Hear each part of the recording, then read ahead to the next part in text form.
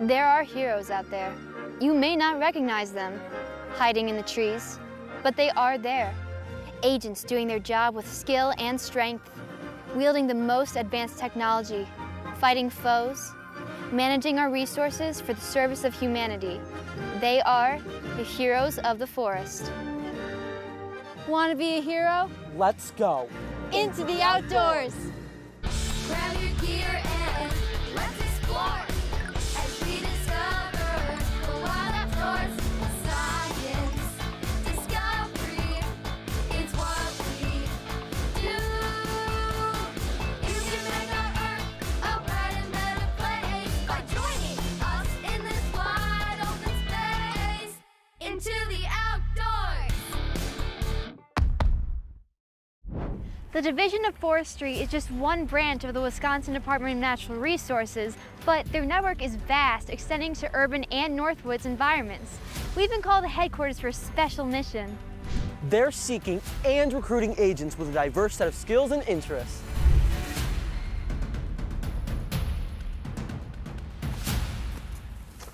She said she would come to us. Wait, what's that?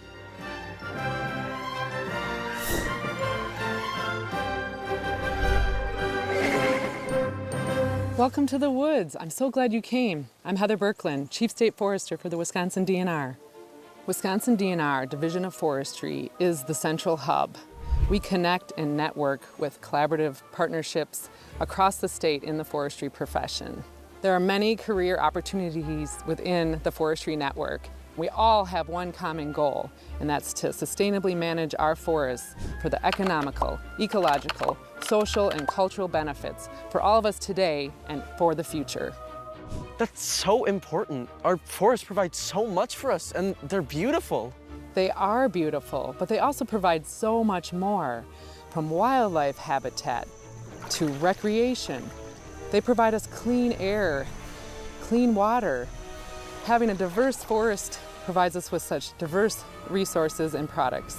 We need diverse agents from all backgrounds to provide different perspectives and unique values that can move forestry to the future.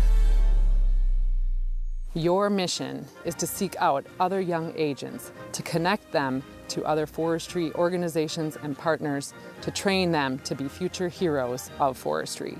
Yes, Chief, we won't let you down. Let's go. Do you want to fly? There's a job for that. Fight fires? They do that too. Got the brains to counterattack disease and pestilence? You are needed. Are you a whiz kid that loves technology and programming? Then bring your A game. Our forest needs you. Let's go meet some top agents in the field. Actually, the forest. My name is Brad Hutnick. I'm a silviculturist with the Wisconsin Department of Natural Resources Division of Forestry. STEM skills are really critical to what we do in the silviculture program: science, technology, engineering, and math. Under science, that might be closely aligned with biology. And so we need to learn or to identify the different plants we find on sites. And if we can tell what the plants are, we can learn a lot about how the trees are going to grow on that site and how they may have problems on that site. So it's really informative to us. We're looking for problems when you look up at the trees right here. The trees that are they have that little blonding on the bark, it's almost like the woodpeckers are stripping off the bark. Those are ash trees that have been killed by emerald ash borer. And so we have a couple over here, we have a couple over there, and you can see that we're probably going to see more in the future. Technology is also important in the silviculture program. So we're going to be looking at GIS, or Geographic Information Systems, to give us that landscape scale. And we use GPS systems all the time to tell us where we are or where we can locate things. And our goal as sustainable foresters and sustainable silviculturists is to provide those forests to future generations as good or not better than what we found them in. I'm a forest ranger, as you can see by my uniform today. I help prevent wildfires and help extinguish wildfires, so that's part of my job. And then I'll go out in the field and either do inventory or take some tree marking paint with me and go set up a timber sale in a certain area. Forestry is more than just trees. It's a whole ecosystem management. So I think there's a lot of room for people that have very diverse interests. You could sit in an office and digitize stuff on an aerial photo to help a forester on the ground set up a timber sale. I mean, there's a lot of different things within forestry that don't involve being out in the woods. Each day is different as a forester on public land. I could be out just in the forest by myself, measuring trees and collecting data. And there are days spent in the office as well, summarizing data or using geographic information systems. I think every day is a fun day. It's something new. Nothing is ever the same. You get to meet new people, you can travel. Took some trips across the state for fire suppression this year, and I was able to meet people from other parts of the state, able to see other parts of the state, and you get to do stuff like that while working. So my role as a forest health specialist is I identify insect and disease issues that are impacting our forests. So if kids are interested in nature, if they like insects, if they like fungi, if they like looking at little things, trying to figure out why something died or why something grew where it did, if that's the thing that they really enjoy, I would really recommend going into the sciences field. And one of those might be natural resources and entomology. So I really want to make sure that youth today know that we need and want foresters from all different kinds of backgrounds and places. The first thing that I really tell them to do is to go on to our current kind of DNR jobs. It's actually statewide, but DNR website that shows all of the careers. To me, that's a really good starting point for people to understand the variety of the careers that we do, the diversity of things that we do, and really kind of to open their mind to all of the different opportunities that there are for careers. There are a lot of options, and there's not just one necessary pathway that you can take to get there. Not all forestry professionals work in the woods or up in trees. There are important roles for agents who work in offices and labs, using technology and computers to research and analyze data, engineer new equipment, manufacture, and design wood products. Some even do research from planes or flying drones.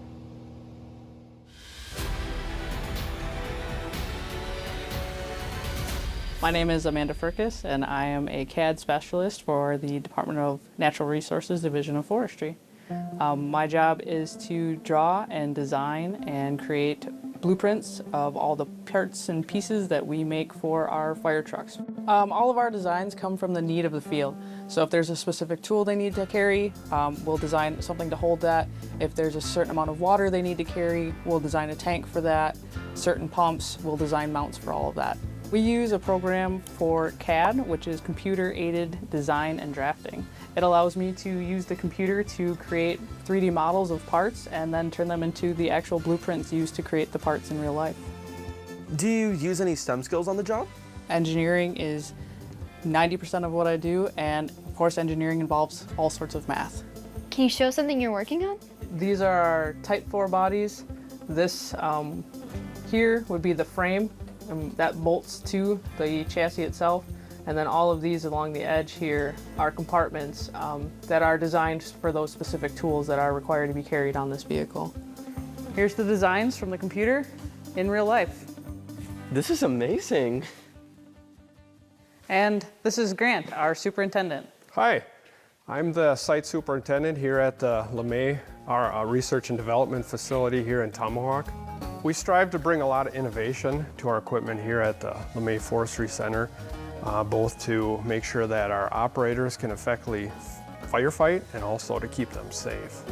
So here we have an example of a piece of equipment that goes out to firefighting jobs.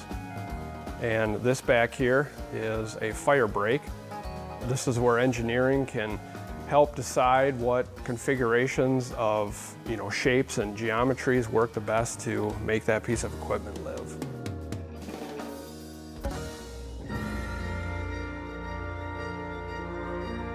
My name is Courtney Klaus. I'm the Geographic Systems Team Leader for the Division of Forestry at Wisconsin DNR.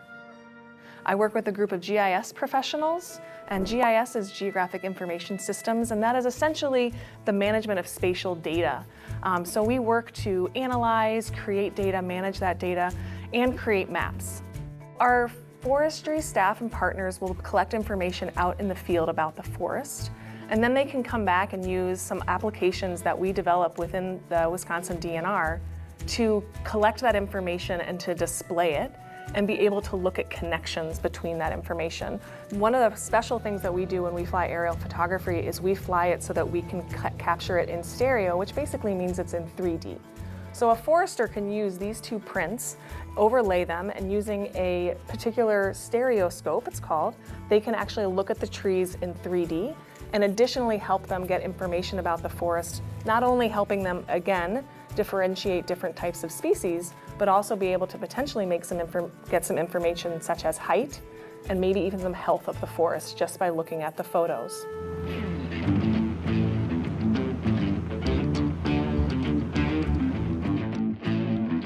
My name is Paul Christensen. I'm a pilot for the Wisconsin Department of Natural Resources based out of Siren, Wisconsin. So as a pilot for Wisconsin DNR, we're responsible for supporting not only forestry, but wildlife and fire and all aspects of the DNR and the state of Wisconsin with their aviation needs. So we do a lot of wildlife surveys. We do a lot of picture taking from the air, but really our most important mission is to support the fire program with the DNR and to keep Wisconsin safe from wildland fires during the spring and summer and the fall. We do all kinds of aerial supports. We do search and rescues. We do wildlife surveys. We take pictures of cows. A couple of these airplanes we actually use to reseed forests after sustainable harvest. Yeah, it's a neat tool. And when you get in there, it's like wearing your cape. It's part of your body. You move left, the airplane moves left, and you can really get in tune with it, and you can do a lot of great work real quick. So it's fun.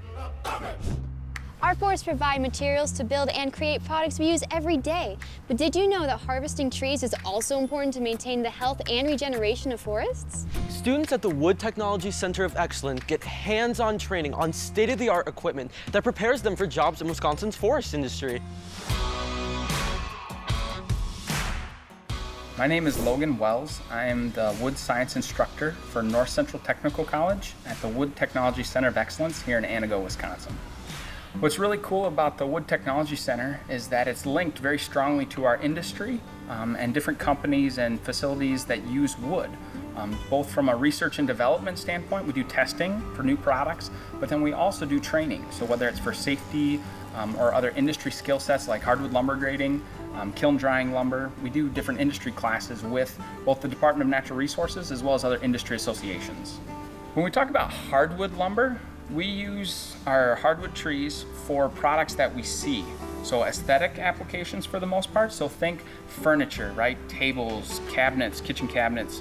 When we look at softwood lumber, so our pines, red pine especially here in Wisconsin, that's going to be used for dimensional lumber. So think 2x4s, 2x6s, the studs that are in your house or for other construction purposes. So one technology is what's called optimized equipment. When we use the word optimized, it means we've got different computerized sensors. So think cameras, x-rays, lasers that are able to identify defects in lumber and then remove that with a saw. Would you like to go for a tour and see some of the pieces of equipment? Sure. Awesome. Let's go over here and check out the CNC router. So what a CNC router does is it cuts out individual patterns that you design on a computer. So that's the computer numerically controlled part. So if we look at this sign on the wall here, see how all those letters and shapes, those are designed on the computer, and then that code is programmed into this router. And this router has a different set of tools that are used for engraving and cutting out different shapes. So you can see in here, that little wheel, all of those different bits, we call them, are plugged in and used for different cutting paths and cutting features. So this equipment here, what it's allowing us to do is to cut out really cool shapes and intricate designs. Could you imagine doing this all by hand? How long that would take you if you were gonna hand route it out? So that's why we have this technology in our shop. So how would a young person be trained to become a hero of the forest? Let's check out these training programs and talk with a few instructors. The Blackwell Job Corps offers education and trade training in partnership with the U.S. Forest Service. This program in Leona, Wisconsin has a wildfire and forestry specialization.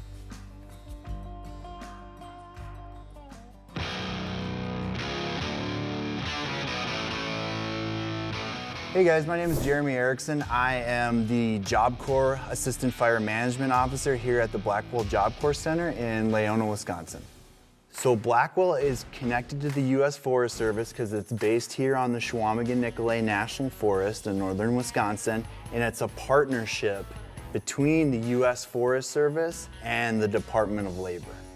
So our program is a lot like a college program. It's a 2-year program. The purpose of this program is to get students into these careers in natural resources. One of the ways that we get that accomplished is through these forestry technician jobs. They get some forestry background, they get some fire background, and some heavy equipment background too, so that they can work for not only the U.S. Forest Service, but the Wisconsin Department of Natural Resources, a number of the tribes that are here in Wisconsin, and like I said, as well as anywhere else in the U.S. So we do have students that are out west right now in Oregon. They're helping with, it's called a camp crew. So we send them out there, it's about 15 students right now, and basically they assist getting the supplies to the firefighters, which is just as important as helping put the fire out. So do you only work on active fires, or do you also help prevent them? We help prevent them as well, Lucas. Suppression activities is when we put the active fire out, and then there's the pre-suppression activities where we go to prevent the fire. A lot of that involves going out in the forest and doing prescribed burning, where we intentionally light the landscape up to make sure that it benefits the forest. We'll also use bulldozers and skid steers to mechanically reduce the fuels in the forest, and we also work with our good friend Smokey Bear to go out there and get the message to individuals like only you can prevent wildfires. Did you know that forests aren't only found in rural wild areas? We also have urban forests found in city parks. Even the trees in your yard or neighborhood can help contribute to the health and beauty of our environment. And human health too. It's so important that we take care of them. We're here in Milwaukee with heroes in training who are learning how to care for and manage our urban forests. Hi, my name is August Hoppy and I am an arborist. Arborists make huge impacts every day to our healthy, sustainable forests. So pruning trees properly so they have good structure. We do planting, so planting to increase our urban forests. Doing treatments to protect vulnerable trees. We're going through an emerald ash borer crisis right now, and every day we're sending technicians out to treat ash trees to protect them. And trees that are in the city need a little more care than trees out in the woods. They're more vulnerable, and with humans around and the impacts that people have, it's more important than ever to take care of our trees that are in our cities. We take a lot of pride in what we do for the urban forest. I think we're the original green industry, and we love it. Our apprenticeship program is a really awesome thing. It's the first arborist apprenticeship program in the nation. So we have people that have a love for outdoors. We have people just out of high school and they want to try something new for the first time. We also have people that have been in the industries for a little bit and want a change of career too. They don't like working in a factory or working inside, and they want to try something new. So that's where apprenticeship is really great, because we have the training program. They know they can get the skills by entering into the apprenticeship. Hi, my name is Brian Wall. I work for the Wisconsin Department of Natural Resources. I am an urban forestry coordinator, and basically what I do is I work with municipalities to help them manage their urban forest. In general, municipalities are really only managing about 15% of the urban forest. The other 85%, that's you. That's homeowners. It's the trees in your backyard. One thing we really need to concentrate on is, yeah, we need to plant trees for sure. But one of the bigger things is, we need to preserve the trees we have. Because a tree like these mature trees here, you know, one of these trees is worth 40 or 100 newly planted trees. So it's very important to preserve the ones we have. How does one become an arborist? There are many ways to get into the field. There are 4-year colleges in Wisconsin. There are 2-year colleges that offer a degree. And there's a Wisconsin Arborist Apprenticeship Program where you can earn while you learn. My name's Ian Brown. I'm an Urban Forestry District Manager with the City of Milwaukee. My role is basically to work with our community and our staff to not only beautify but also increase the benefits of urban life and urban living because of the canopy that we provide. From a benefit perspective, they're intercepting stormwater, so that helps to reduce stormwater impacts when we have heavy rain events, and that's something that's especially important in the Milwaukee area. When you're talking about property values, they can increase property values anywhere from 5 to 15%. So if you think about what is a home worth, When you have trees that are present on the property, that can be a significant add both to the tax base as well as the value to the individual homeowner. Now, from a public health perspective, you have trees that are both generating oxygen, but they're eliminating or filtering fine particulate matter. So also in a community like Milwaukee that has a lot of childhood asthma issues, urban trees actually help to filter the air to make our living situation better for those citizens that are here. So far, we've investigated the training and opportunities for superheroes of the forest, but who are going to be the next heroes? Where are we going to find them? I'm glad you've asked. The truth is, anyone can be a hero. I'm Karina Gonzalez. I'm project coordinator for Cream City Conservation Corps, and what I do is I hire people of color, youth, and women, and we introduce them to the conservation field. I like to think of us as an ice cream shop where they get to sample different areas of the field, and we do this so that we can spark an interest in them. We also do this so that they have experience and certifications and qualifications to get them to the door of these bigger conservation companies so that they're not turned away for being underqualified. Why is diversity important in the field of natural resources? This is everyone's land, and it's important to represent that. And so it's important that everyone understands that they have a place in protecting our natural resources. Oftentimes, environmental issues like air pollution hit the Black, Brown, and Indigenous communities first. And so of course we care. It's not that there's a lack of interest, it's that there's a lack of open doors. Why is it important for all youth to have experiences in natural environments? Well, our youth are our future conservationists, and so it's important to get them out there now so that when they become everyday consumers and they go out into careers, they understand the importance of our natural resources. Native Americans have been practicing forest stewardship for centuries. Many tribal leaders and young people are sharing ideas and collaborating through programs like the Sustainable Development Institute at the College of Menominee Nation.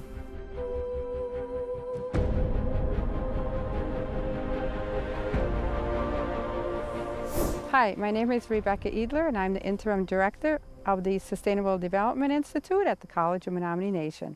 The mission of the Institute is to share the Menominee story of sustainability. We look back into the history of Chief Oshkosh's direction as to how the forest should be managed. How do your students work in the field of forestry? We offer internships. So our institute, as well as the college, will work with other entities within the tribe. We will write research grants depending upon what the need is. And then our students will link up with the foresters, with MTE, with faculty members or other individuals, and they will develop projects, and then they will work with these individuals to complete research opportunities. And why do I think it's important for young people to go into natural resources? I would say because this is your world. If you don't take care of it, who's going to?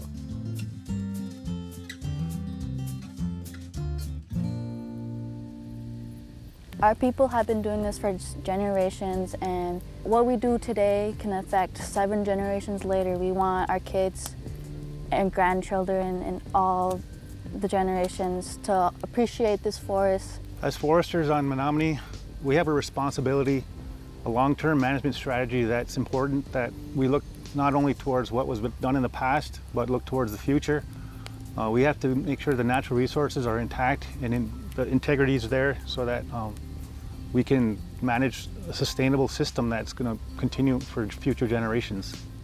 My name is Michaela Duquesne. I'm a GIS and inventory forester for Menominee Tribal Enterprises. In 2014, I did an internship with the Sustainable Development Institute with College of Menominee Nation, where we installed a tree census.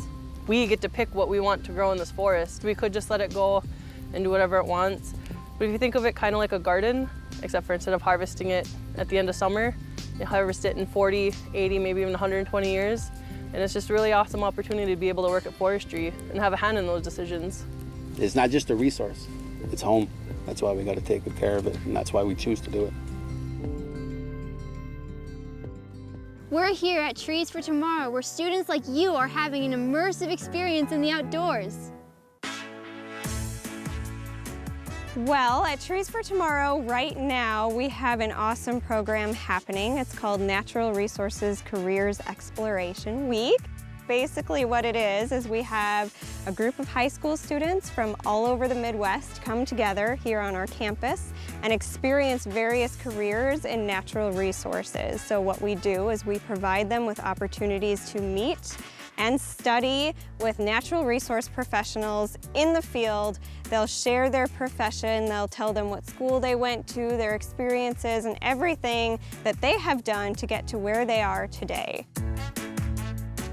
We were started in 1944 really as a tree planting organization. That was the original mission, to help reforest the Great Lakes region. And then within a year of that happening, they started realizing that we needed to educate more than landowners. So that became education programs for high school students and for teachers, and then that just continued on for decades and continues today. I feel it's essential for places like Trees for Tomorrow to exist in our community because not every child has access to environmental education, and that the First Nations people, that was their initial philosophy, the 7 generations, sustainability, thinking ahead, that everything that you do, you need to do in foresight of the future generations that follow you. And it's my hope that we can empower our youth to stand up and take action and be the change agents to make our environment there for the next 7 generations.